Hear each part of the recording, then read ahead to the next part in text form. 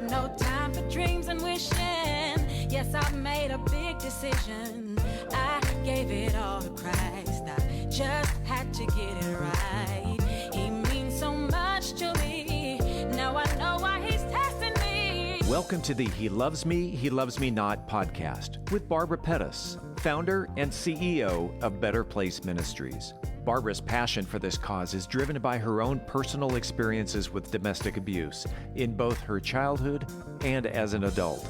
She is committed to helping others achieve their goals of excellence and has devoted numerous hours to educate and empower individuals that are affected by domestic violence. Her enthusiasm for this cause is infectious, and it represents her personal zeal in life. And now, here's your host, Barbara Pettis. Hey. Hi, you guys. It is another Tuesday. We are here. And so my guest today did not make it. She is not feeling well. So what we decided to do is do one of my favorite episodes. So we're going to replay a favorite episode. And quite honestly, it works for me because... So pray for my family. I lost my last living aunt on my mom's side of my family on Saturday. And then this morning I got a call that one of my cousins passed. So, the headspace, I try to be as transparent as I can with you guys. So my headspace is not really here today. So, the fact that my guest is not well.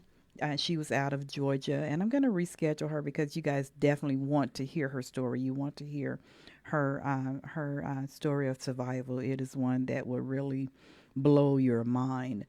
But in the meantime, listen, I want you guys to continue to share the podcast, continue to subscribe to the YouTube channel, Better Place Ministries. And again, visit the website, www.bpministries.org. Become a donor, become a monthly donor or a one-time donor, whatever works for you. Your donations are tax deductible. We are a nonprofit organization. And so you would be helping a victim of domestic violence. We are, as you guys know, that my goal and my desire is to get a shelter and a safe house to house women and children of domestic violence. So your donations will go towards that end. So please become a donor for us. Like us on Instagram, like us on Twitter, go to the Facebook page, Better Place Ministries, and like the page. So I am not going to delay much any longer. We are going to do the episode with Patty Bryant Jones. And if you guys remember, her story was very touching, very emotional. So we're just going to replay that. And here we go.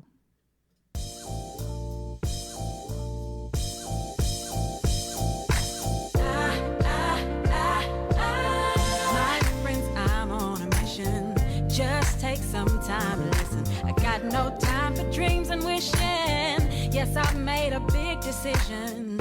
I gave it all to Christ. I just had to get it right. He means so much to me.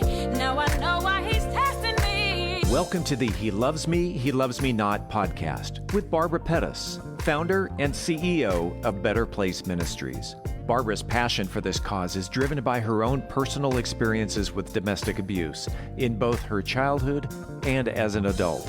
She is committed to helping others achieve their goals of excellence and has devoted numerous hours to educate and empower individuals that are affected by domestic violence. Her enthusiasm for this cause is infectious, and it represents her personal zeal in life. And now, here's your host, Barbara Pettis. Welcome to another episode of He Loves Me, He Loves Me Not. Thank you guys so much for taking this time out to spend it with me. But before we get started, I have a little bit of housekeeping to take care of. So this podcast is made possible by the philanthropic endeavors of Victoria Grace Media. Thank you so much, Victoria Grace Media, for doing this. They do a lot of charitable things, and to make this podcast one of them means so much to me. So thank you so much for that. So each month, you guys, I told you that we will be giving away a gift at the end of each month, but you have to do something to get it. You have to share this podcast with at least 3 to 5 people every week. Every week. And then at the end of the month, I'm going to check to see who has shared the most, and you will get a prize. And I like free gifts. Don't you guys like free gifts?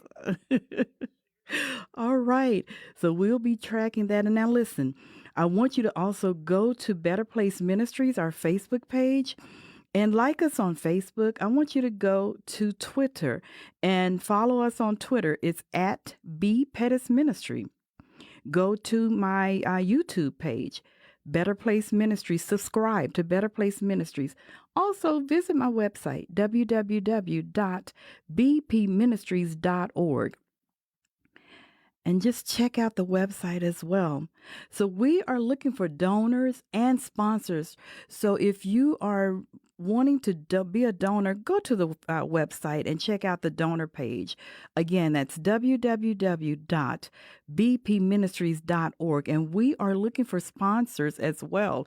If you have a business that you want to promote or just get the word out there, get in touch with us. We would love to have you as a sponsor, and we will promote your business. Again, it's www.bpministries.org. Thank you so much. All right, we have a very good show for you today. And before I bring my guest on, we have Patty Bryant Jones, who will be joining us here shortly. But before I bring her on, so I posted on Facebook. You guys know I post at least weekly, to maybe 2 or 3 times a week on Facebook, of something about domestic violence. And so I posted last week, and it was just images of women and children that had been abused.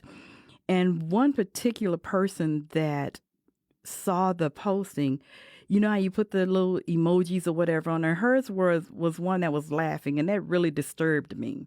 And I don't know if she thought it was a joke, or I don't know where her head was, but that really disturbed me. So, I pulled some statistics. Well, some letters, about domestic violence. And one of them was a woman fatally shot by ex-boyfriend. Woman fatally shot by ex-boyfriend. And so I did this on purpose. I wanted to put it in your face on purpose, because this is real. This is not a joke, you guys. People are dying every single day from being abused. Women and children are dying even now. Even now, somebody is dealing with some kind of abuse, whether it is physical, verbal, emotional, sexual, whatever it is, somebody is dealing with abuse even now. And so this article says a woman was killed Sunday morning in far northeast Dallas by her ex-boyfriend, who later killed himself. And that really disturbs me too, because that's the coward way out. So you've done something wrong, and you're going to kill the woman and yourself, so you won't have to go to prison. So that disturbs me as well. But the Dallas police, they're asking ladies, they're urging victims to seek help. Seek help. Let them know. I know that the laws and everything need to be better. I get it. And if I could figure out a way to fight for the laws to be better, I would. But listen, you've got to let somebody know what's going on so you can get the help that you need. Please do that. Please reach out to the police department. Please reach out to one of the shelters, somewhere. Let somebody know that you're in trouble. You or your children are in trouble and you need help. That's the only way that we're going to be able to do what we do to try to help somebody. This young lady was only 25 years old. She was only 25 years old, and he killed her, and then killed himself. And I pulled another article, because it's not just the men that are abusing. This article says, woman accused of killing her 2 kids with a meat cleaver. Hear me clearly. With a meat cleaver after argument with her husband. She killed her children after an argument with her husband. So You can't tell me that abuse is not real. You can't tell me that children are suffering. People are suffering. This woman, I guess she called herself going to hurt her husband by killing the children. Really? Yeah. Got another one for you. And I'm doing this on purpose. Now, there's a method to my madness. I'm doing this on purpose. Man chases estranged wife with knives onto field of their child's sporting event, police say. He was chasing her. He had knives in both hands. He chased her onto the soccer field where her child was playing soccer. Fortunately, people saw what was happening and they were able to tackle him and hold him down until the police got there. I want that to sink in. It's happening even now. Something is happening even now. Here we go. Here's another one. And again, I'm doing this on purpose. Texas man ran over, hear me. Texas man ran over wife with truck. They were in an argument. She went to the truck. He was getting ready to leave. She went to the truck because she still wanted to talk about it. She slipped and fell. He ran over her. She was 8 months pregnant. 8 months pregnant. He killed the child. He ran over her and her, he crushed her pelvic. And what else was it? Let me find it. Because I want you to know. I want you to know that this is real. This is not something that we're making up. Those of us that are domestic violence advocates and stuff. This is not anything that we're making up to scare people. This thing is real. He crushed his wife's pelvis and fractured her hips. Yeah, I want all of this to sink in today because I'm a little bit irritated today.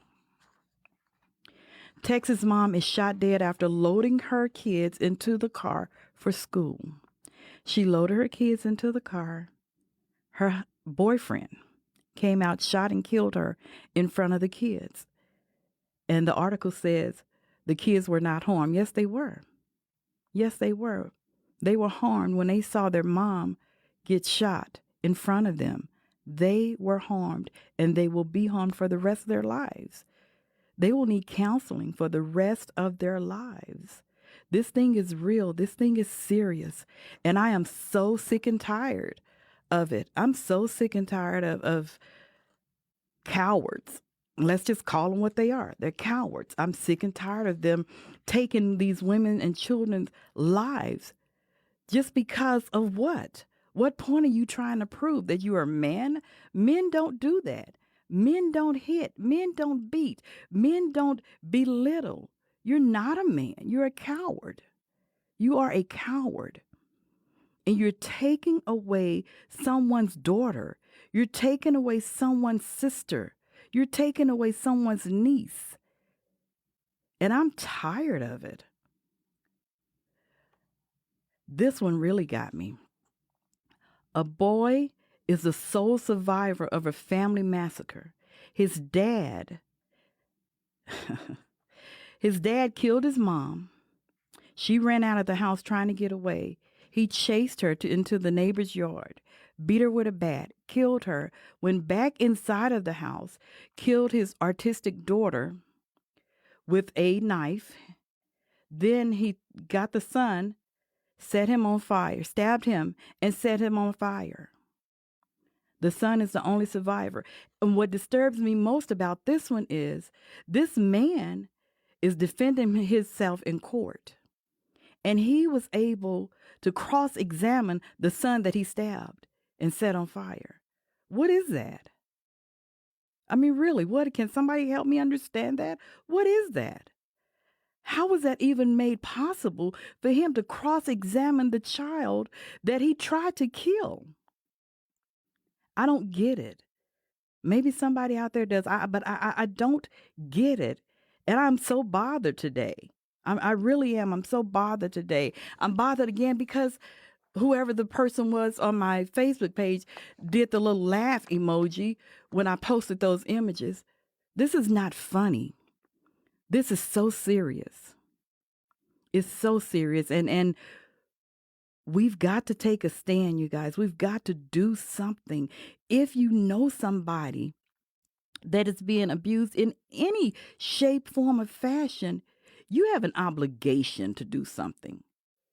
You can do it anonymously. They don't even have to know that you did it, but you could do it anonymously. You could be saving someone's life. I can't stress that enough. You can be saving someone's life. But then, there's a flip side of people that like me. I survived abuse. My guest that I'm going to be bringing on here shortly, she survived abuse. You can survive it, but you got to tell somebody. You've got to seek help. You've got to tell somebody. You've got to seek help. And you can't go back. You just cannot go back because they're going to be angry that, first of all, you told somebody. They're going to be angry that you had the audacity to leave in the first place. And then you go back. That's double trouble. But there is life after abuse. And I wish that I could just save everybody, but I can't. There's no saving power in me, but I can do what I can to help. I can do what I can to try to get them to a safe place and steer them in the right direction. You can do what you can by alerting authorities. You can do what you can by maybe providing funds for them to go to a safe place. You can do something. We can do something. We can do something. So I just wanted to share that to let you guys know that this is not a game. This is not a scare tactic. This thing is real. And it's happening even now. Even now, somebody is being abused.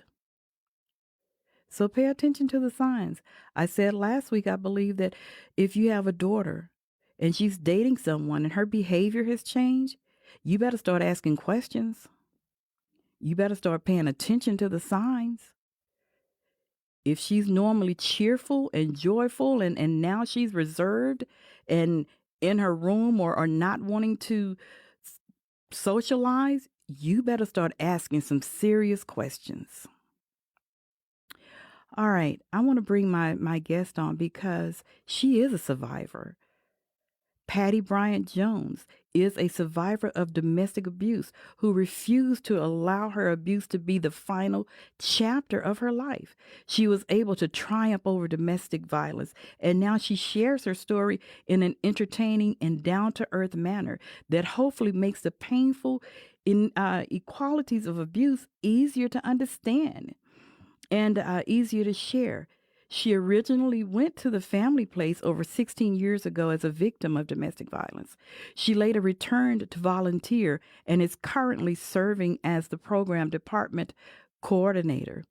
She is a life coach helping those needing her services navigate the rough waters we sometimes call life. She founded You Know Me, not only to share her story, but also in order to help others who have been impacted by domestic violence. And I've not heard her story, so I'm excited to hear her story. She says she has this saying under her name that I think is just awesome. Right under her signature, she has a vision without a plan is a hallucination. And I think that is awesome. I love it. I love it. Patty, thank you so much for joining us today. I cannot wait to hear your story because I don't know it either. So I can't wait to hear your story. And her motto, you guys, is there is life after abuse. Yes, it is. Patty, welcome to He Loves Me, He Loves Me Not. Thank you so much. And thank you so much for having me. I really appreciate it. All right. So I want you to go ahead, share if something more about yourself that you want to share, go ahead and do that. And then share with us your story. All right. Thank you. As you stated earlier, my name is Patty Bryant Jones. I am the program department coordinator here at the Family Place. Um, Serving with the Family Place has been a real reward in my life. Being able to come in contact with, have an impact on victims affected by domestic violence, whether those victims or women, children, or men. What I come into work every day to do is to bring my passion to allow clients to know that you may have suffered abuse, but there is life after. You can survive it, and we're here to help you to do that. I don't look at domestic violence as the end of a chapter, just the middle of the book. And there's always something, unless that abuse takes your life, that we can do after the abuse. Hmm. Yeah. Yeah. I agree. I so agree with you because we are living proof that there's life after abuse. We're living proof that your past does not dictate your future. And you can live a happy, thriving life after everything you've been through. Those are some tough lessons. Yes, they are. But you can live and thrive. So, yeah, you're absolutely right. So, I tell us about your story, Patty. Okay, a little bit about my story. A lot of times people think that they know what a domestic violence victim looks like. Unfortunately, they think a lot of times people think a domestic violence victim is African American or Hispanic, poor, and uneducated, but that's not always the truth. Um, I'm a college graduate of Stephen F. Austin State University. I grew up in a home with a mother who, if you know anything about some some families, we went to church anytime the church doors was open. If church was going on, we were at church. And if it was Sunday school, we were at church. If it was church service, we were at church. If it was choir rehearsal, we were at church. But what did happen in my house was to talk about domestic violence. I Mm-hmm. didn't know anything about it. No one had told me about it. I hadn't witnessed it. I didn't know anything about domestic violence. So it wasn't a subject that we brought up in my home. I was not naive about life. I just did not know that part of life. You're right. I graduated from high school, graduated from Stephen F. Austin University, had never, ever had anyone to ever put their hands on me other than my mother to give me discipline. Mm-hmm. And so domestic violence just wasn't a part of my life. After graduating from Stephen F. Austin, I met a man. Well, I met a man that seemed to love me for who I was. Because at the time that he met me, um, being a college graduate, I thought that I knew everything and I had all the answers. And I went home one day and I told my mother, I'm college educated, I have a degree, I'm making my own money. I don't really want to get married, but I do think I want to have a child. That wasn't my mother's way to go. You get married, then you have kids. But Mm-hmm. because I was young and thought I had the answers to all the key, I was gonna say, well, I'm gonna have this child. So I had a good friend. He and we conceived my son. And in my 5th month of pregnancy, I met the man that I would later marry. He seems like a very good man. None of the time while we were dating did he ever talk bad to me. Did he ever do anything that would make me think that he would ever put his hands on me? The whole time we dated, he was just a natural gentleman, and that's what I knew him to be. Mm-hmm. Married after my son was born. About 6 months into my marriage, we went to his mother's home, and we were standing and talking, and I said something that he did not like, that he did not agree with, and he took his fist and he hit me in my face in front of his parents. I landed on the ground, and in that moment, I naturally thought that his parents would help me. Yeah. No one said a word. And so I realized that if he could hit me in front of his parents, he could probably kill me as well. Mm-hmm. I got up, I got in my car, and I left. And I don't know if anyone listening knows about the cycle of abuse, but what happens with the cycle of abuse, there's the honeymoon phase, there's the calm stage when absolutely nothing is going on, there's the build up phase, and then there's the outburst of abuse. I didn't know anything about the calm phase. I didn't know anything about the build up stage. All I knew is that this abuse burst in this moment, and I was the recipient of it. I got home. I was afraid. The next day he came. He was crying. He said he was sorry and he would never do that again, and he don't know why he did this, and if I could just please forgive him. Yeah. Well, with me growing up in a family of going to church, where when you get married, you stay married, and what goes on in your home stays in your home. I did not tell my mother. I did not tell any friends. And because I was college educated, I thought, well, I love him. He said he loves me. So for whatever reason he did that, I can fix him. I can change him. Because I love him, and my love and my educated self would change him and fix him. That was Mhm. my naive thinking. Well, in that moment, I didn't realize that when I allowed that moment to happen, because I didn't know what was going on, that started the abuse in my life. Because I had a good job, he did not ever, after that one time, hit me in my face because he wanted me to be able to go to work. So my abuse was kicks in the head, kicks in my back, kicks in my stomach, kicks and slaps and hits where the bruises wouldn't show. My body stayed full of bruises because I was being consistently abused on a regular basis. But I got up every day and I went to work and I never told anyone. When my son was about 6 months pregnant, we were coming home from work and I got out of the car. I was holding my son. He came around to my side of the car and slammed the car door on my face, which broke my jaw. We got back in the car. He took me to the ER, but on the way to the ER, he told me very clearly, if you tell them what happened to you, they'll take your son and they'll put him in CPS. There was no way I was going to allow that happen. And because I did not know anything about domestic abuse, I believed that was true. So when I got to the hospital, the ER doctors knew that there was no way that the door just bounced back on my face and hit my face with enough force Right. to break my jaw. They Right. knew that. And when he was not in the room, they tried over and over to convince me to tell them what happened. I continually told them nothing happened other than I got out and the door came back and hit me. What domestic violence does, along with the abuse, it teaches you how to lie. It Yes. teaches you how to conceal. It teaches you to find a way to make other things the reason why you have this bruise or why you Yes. have this limp. And so it teaches you how to lie. Yeah. I was very close to my mother. I lived in East Texas. She lived in Dallas, very close to my mother. But I learned to lie to my mother, unfortunately. When she would call and say, why haven't you been here in a while? Or when my mouth was wired shut for 6 months because of my broken jaw. And she said, well, why haven't you come to visit? I learned to lie to my mother. Well, I'm working. I'm doing overtime. I can't come in. Hmm. I was not afraid of my mother. And to be honest with you, I was not even ashamed to tell her that I was being hit. What I did know, that I came from a family that defended their own.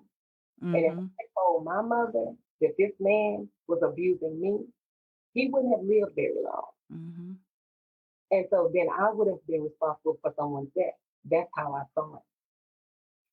Now, I know people think that with abuse, well, why didn't you go? Why didn't you leave? Well, I didn't go and I didn't leave because I believed I could change him. I believed my love was strong enough that I could love us through it. I believe, as my mother had taught me, once you get married, you stay married, and what happens in your house stays in your house. You don't tell anyone. So I kept those secrets to myself. I kept the abuse to myself. I kept his infidelity to myself because I believed that's what I needed to do as a good wife. I found myself with a 1 year old son and pregnant, but the abuse was just continuing to get worse, even through the pregnancy. I was taking massive amount of hits in my head, massive amount of kicks in my stomach and my back, and the abuse was just getting out of control. So I made up my mind when I had my baby, I was going to take my two children and leave their marriage. That never got to happen in the way that I thought that it would. In my seventh month of pregnancy, I got up one day. He had been gone for 2 weeks, had no idea where he was. I went to work that day. I came home. He came home that night. He wanted to know what have you been doing while I was gone? What man have you been with while I was gone? And I could not explain to him that nothing was happening. So the abuse started. And this time the kicks were so forceful. I knew that if I didn't protect my stomach, he would make me lose that baby. So I balled up in a ball, covered myself, and didn't allow him to kick me in my stomach. That the next day I went to work. I felt fine. I thought everything was fine. But later on that day, I felt a little pull in my stomach, and I turned and looked, and I was covered. The bottom of my body and the floor was covered in blood. where I was bleeding. I called him at work and asked him to come get me and take me to the hospital. 2 hours later, I was still at my job. So I drove myself to the hospital. When I got there, they told me that I was probably going to lose this baby. And the day that I went to the hospital was my son's 1 year birthday. So I called my mother and asked her to come down. I think I'm going to lose the baby. And so she did, her and my sister, they came down. But when my mother got there, I told her, I said, I have a terrible headache, a really terrible headache. And shortly after that, I told her, I think I'm going to die. And that was the last thing I said to my mother for 2 months because I went into a coma. I had a stroke. I lost the baby that I was with. I lost my vision. And I went into a coma. My umbilical cord is separated from my uterus, causing my whole entire body system to be poisoned, which in turn made me have to have 5 blood transfusions. Lord have mercy. They called my mother and asked her to call in my family because they knew that I was told my mother that I was going to die. My mother, believing in God the way that she did, she said, no, I called my family. My family's in the lobby, but we're not waiting on her to die. We're waiting on her to do what you need to do to save my daughter. She said she has a 1 year son that I know she loves more than life itself, and God did not give her that child for me to raise. So go back and do something different. They tried all they could. They did. But they finally told my mother, you don't understand. She's going to die. So we need you to sign the papers to remove her from life support. My mother refused to do that. So I lingered in a coma for 2 months. And what I discovered in that coma is that you can actually hear while you're in the coma. You can actually hear, or at least I could actually hear. And I would hear my mother praying for me. I would hear people coming in to visit. But because I did not understand what was going on, I thought I was talking to them as well. But when they would not answer me, I couldn't understand. I'm talking to you. Why aren't you answering me? And my mother later told me that on several occasions while I was in that coma for 2 months, I would have tears roll down my eyes. And she would tell the nurse, oh, my baby's crying today. And the nurse would tell her, no, that's just all the different medications we're giving her that makes water run out of her eyes. My mother said, no, that's my child. And she's crying today. Well, for 2 months, I lingered in that coma, not knowing if I was dead, what was going on with me. And then one day, I just woke up. And I didn't know where I was. I didn't know what was going on. And I looked, the only thing I knew to ask for was my mother. When my mother got there, I looked at her. I knew her. She had my son with her. I did not know my son. And so they asked, do you know who this is? I said, well, it's my mother. And then when my mother asked did I know who my son was, I said, it's a baby. Whose baby? She said, well, this is your baby. And that's when they discovered that I did not have a memory of anything that had happened before. So when they asked me how old I was and what year it was, I told them that I was 18 when I, in fact, was 22. But I thought I was 18. That's as far as my memory went. So in thinking that I was 18 instead of 22, that means I did not know I had a 1 year old son, and I also did not know I had been married and that I had a husband. My husband used that opportunity to realize that since I didn't know, then I could not press charges against him, that I could not in any way let anyone know what he had done to me. And he used that opportunity. I was not able to press charges against him because I was not able to tell anyone what had happened to me. Mm-hmm. I was not able to tell anyone that I had been abused. I had not been able to tell anyone that he had kicked me and caused me so much grief and pain. So they were not able to arrest him for what he did because I was not able to tell. After being in that coma for 2 months, I then had to go into rehab for 2 months because it was discovered I did not know how to write. I did not know how to read. I did not know how to walk. And I had to be in rehab for 2 months just to learn to write again, to walk again, to talk, and just to be myself. I did not know how to do those things. After being in the rehab, they told my mother that I could be released. My mother was going to take me home with her. But my mind went back to the training that I had that once you're married, you're stay married. So they had told me that this was my husband. So I told them, no, I'll go home with my husband. If you guys are saying this is my husband, I'm going to go home with my husband. I could see the look in everybody's faces, but I didn't understand it. And they were not allowed to tell me because the doctors had told them if I confused my memory with the stories that they would tell me, that I would never know my true history. So they were not allowed to tell me that I was abused. They were not allowed to tell me what would happen. I needed to remember those things on my own. So I did go home with him. He was very nice, very kind, very loving. He didn't show any signs that he had abused me in any way. About 2 months into being with him, we were talking one day and he put his arm above my head to get something out of a cabinet. And I ducked. I wasn't sure why I ducked, but I just felt the need to move. He quickly asked me what was wrong, and I told him, "Oh, nothing. I don't think anything was wrong because I felt fear at that time." The next day when he went to work, I called my mother and I asked her, "Did he ever used to hit me?" And I could hear the fear in my mother's voice, and she said, "Why? What has happened?" I said, "Oh, nothing happened." I said, "I just kind of thought maybe he had." And she said, "Well, what do you want me to do?" I said, "Well, I'm a little afraid. Can you come pick me up?" And she said, "Well, what time does he go to work?" And I told her at 8 o'clock, and she said she would be there at 8:05 the next day. And at 8:05, she was there the next day with her truck and her brother's truck, and we loaded up my car, my home, and she brought me back to Dallas. When he got off from work that evening, he called and he asked, "Was his wife there?" And my mother said yes. And he said, "Well, I'm coming to get my wife." Well, my mother realized at that time, but now this is my house. We're on a different ground. And her response to him was, "Yes, please come get your wife. Please, please come get her." Mm-hmm. And he knew exactly what that meant. And so I never saw him after that. I had to start to learn what abuse was, but I had a 1 year old son, and I was I had all these blows to the head. So after all that trauma to the head, it left me with a brain bleed. It left me with epilepsy, which I still have to this day. That epilepsy is grand mal seizures. It's occasional eyesight blindness where I lose my eyesight for maybe 15 minutes at a time, and then it returns. And I also have a syndrome where I can be staring off for 15 to 20 minutes at a time and not knowing or not realizing that I'm even doing it, and I can't hear anything anybody says or understand or comprehend. That is what all the bruise, all the licks and hits and kicks to the head left me with.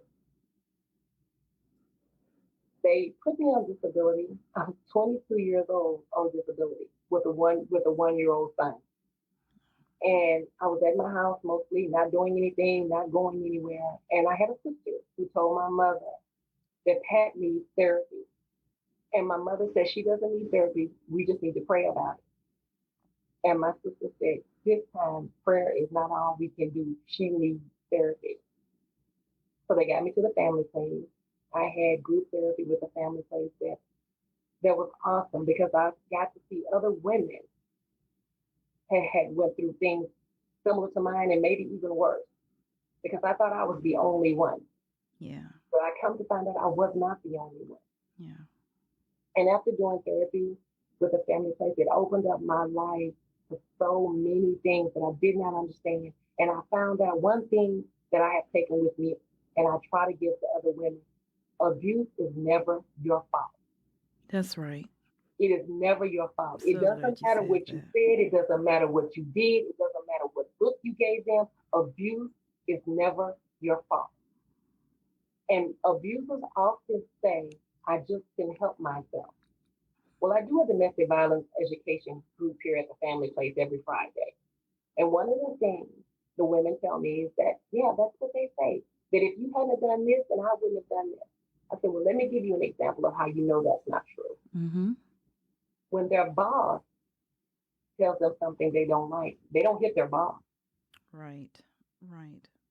When you go into a store and somebody accidentally rolls the buggy into you and it makes you mad, you don't hit the person in the store. Right. And that's because you know you can control your emotions. Right. So when they tell you I can control myself for hitting you, just know that's not true. And a bruise is never about you. You can't love them enough. You can't cook enough of the right food. You can't wear the right clothes enough. You can't be thin enough. You can't be fat enough. You can't wear your hair the right way enough because the abuse is never about you. Mm-hmm. It's about them. Mm-hmm. And because a lot of times men know women don't understand that, they use that to their advantage. You're absolutely right. You're absolutely right. But I did go to the family place. I did get the counseling that I needed. And when I realized that I still had so much in this brain, even though it left me with epilepsy and other situations, I still had a lot to offer. And after being with the family place, I volunteered my services for 8 years with the family place at the BIP office, which, for those that don't know what BIP is, it's Batteries Intervention Prevention Program. And the family place offers that to the batterers of domestic violence. For groups, it's a 6-month program where they offer groups where they can go once a week for an hour and a half each week, whether the batterers are male or female. That's what they offer. And when I went to go volunteer there, the volunteer coordinator at the time said, "Are you sure you want to volunteer with BIP? Did you read what it was?" I said, "I did read what it was." I said, "But unfortunately, I now know what it's like to be abused. I don't understand the mentality of the abuser." And so I went to BIP to volunteer, and that's where I was for 8 years. I later became employed with the family place as the administrative assistant, and now I'm the program department coordinator here. I later married, and I've been with my husband now for 28 years. We raised our son, and my son has his own family. Hmm. So when I say to people there's life after abuse, it's not because someone told me that, but because I lived it. There is life after abuse. There can be a good life after abuse. Yeah. And I was never the reason he abused me, ever. I was never the fault. And I married a man that in all these years has never put his hands on me in a way that would demean me, put a bruise on me, or to make me feel like I'm less than a human being. Ooh, Patty. Ooh, I'm trying to hold it together over here, girl.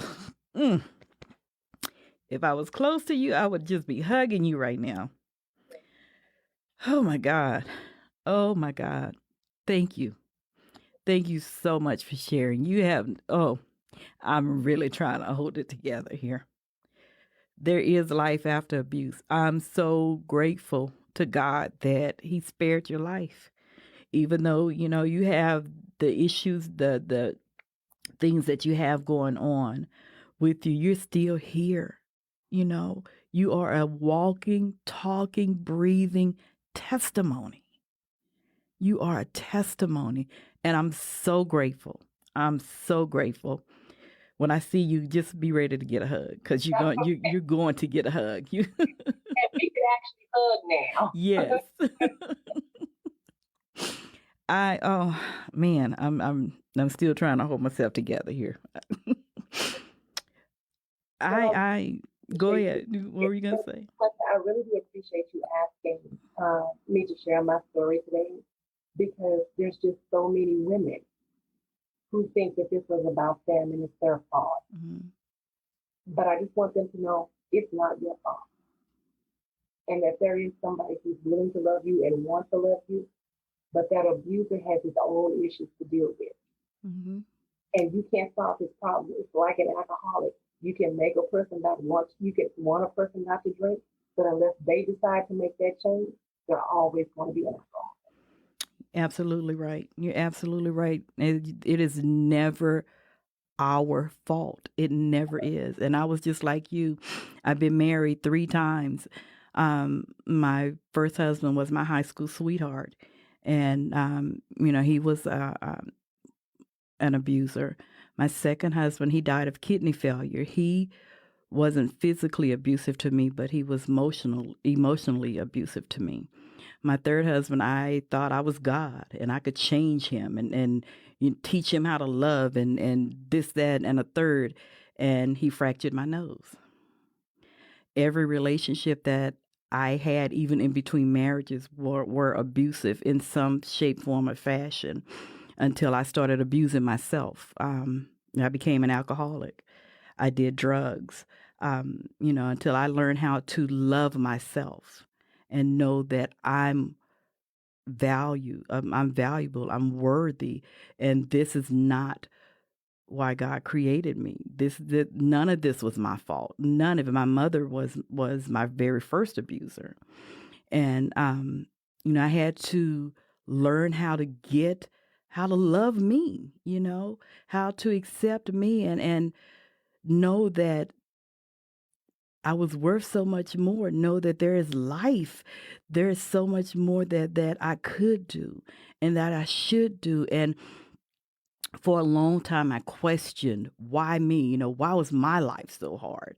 And I'm sure you probably went through that as sure as other people. Why me? And I look back on it now. God was with me even through that to do what I'm doing today, right now, today, because this helps so many people.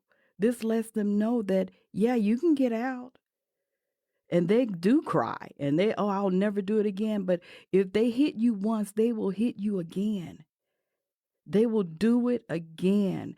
And what I found, Patty, is what's so interesting to me is that abusers, they don't fight men. No. I've not seen one abuser that will hit a man, but they're quick to get them in a woman's face. Well, we have to remember that domestic violence is not about the violence. Domestic Right. violence is about control Mm-hmm. and who has it. Mm-hmm. And once they start the abuse and once they feel like they have the control over you, that's what continues. They have to control you. They check your cell phone. They check your emails. They check the mileage on your car. Yes. Some men, they check your clothing. Yes. See, when you come in. See, that's about control. Yes. That's not about the abuse. It's about the control. Yes. If they don't feel like they can control you, then they can abuse you. And I heard what you said earlier about the leaving, and I just wanted to say a little bit about that. When a person who has been abused has decided to leave, I just want them to know that is the most dangerous time Yes, it is. because women or men who's ever in the abusive situation, statistics tell us that people will leave or attempt to leave an abusive situation 10 times before, sometimes up to 10 times before they can actually go. Yes. But we have to realize that trying to leave is the most dangerous time for the victim for the simple fact then the abuser feels like they're losing that control and they will do anything to keep that control. If that means taking the life of the person they're abusing or the life of their loved one, whether those are children, grandchildren, family members, mothers, fathers, they will do that. Because if they're going to lose the control of you, they're going to do one last thing to let you know that I can still control. Right, right. There has to be a safety plan in place. There has to be a plan in place, and when you execute it, you have to execute it. You can't waver. You have to execute it and move like you did. When your mom came at 8:05 and got you, you have to execute that plan. And we have organizations here, you guys, that can help you do that. And I can't stress enough. If you are in an abusive situation, please seek help. Please tell somebody. Please get out of that situation. You are listening to a living testimony right now. She's here. Did you guys hear what she went through? She's here. I'm here. I know so many other people. We are here, and we're here for a reason. We're here for a reason. God did not allow us to die in that situation for a reason. So I can't stress enough. Please seek help. And I'm going to give you some phone numbers. We're coming up on the end of the show. I'm going to give you some phone numbers. But Patty, I want to give you an opportunity for any last words that you want to share with the listening audience. What I want to say to anyone that's listening who may know someone affected by domestic violence or yourself is affected by domestic violence, I know this is a scary time. And I know that the last thing you may would want someone to do or know is that you're being abused. You may be living in a very nice home. You may be driving a very nice car. And you may think that you don't want to let anybody know. But you can't drive that car. You can't live in that house if you don't have your life. So I invite you to just think about it. You may not be ready now, but tell a friend, tell a church member, tell a sister, tell someone, and try to get the help you need. There are organizations, I work for the Family Place, there are other organizations. Call us if you need us. We will walk you through. We will do our best to help you through. And I get being afraid. I get that. Right. Absolutely. Choose life over fear. Yes. My third husband, he would threaten, he would tell me, I'm going to hurt your family. I'm going to do this and I'm going to do that. And by that point, I was like, please try. Please try. Right. Because that ain't what you want to do. Please try. I tell the ladies, try to have a safety plan. Because not everybody leaves the situation, and I understand that. So if you're going to stay in the situation, try to have a safety plan. Use code words for friends. And if I call and I say, I need you to order some pizza, call 911. Mm-hmm. Yes. Get you some code words. Get you a plan. Yes. I'm still trying to hold it together here. But listen, if you are in danger, call a local hotline, the National Domestic Violence Hotline. If you're able to dial 911, dial 911. The National Domestic Violence Hotline, that number is 1-800-799-7233. We have local facilities here. The Family Place, you just heard Patty, the Family Place, 214-941-1991. Genesis Women's Shelter, 214-946-4357. One Safe Place in Tarrant County, 817-916-4323. Safe Haven in Tarrant County, 877-701-7233. Patty, thank you again for sharing your story with me, with this listening audience. Thank you so much. You have no idea. You have no idea. I'm probably going to cry all the way home. Try to keep it together now. Thank you, Patty. Thank you so much. Hang on. Listen, my desire for this show is that the listening audience will hear something and know that you are not alone in this thing. You are not alone. You have us, and we're here to help. And that maybe there may be an abuser that's listening, male or female, and that in this show, it will bring about a change in their lives. And if no one else have told you today, I love you. Thank you for tuning in. I just came to testify today to let you know that no matter where you are and no matter where you've been, that God can change you because He changed me. This is my testimony. There's been a change in me, a wonderful change in me. There's been a change in me, a marvelous change in me. Listen, I'm not perfect, I've made mistakes, many regrets from some very dark days. But when I open my heart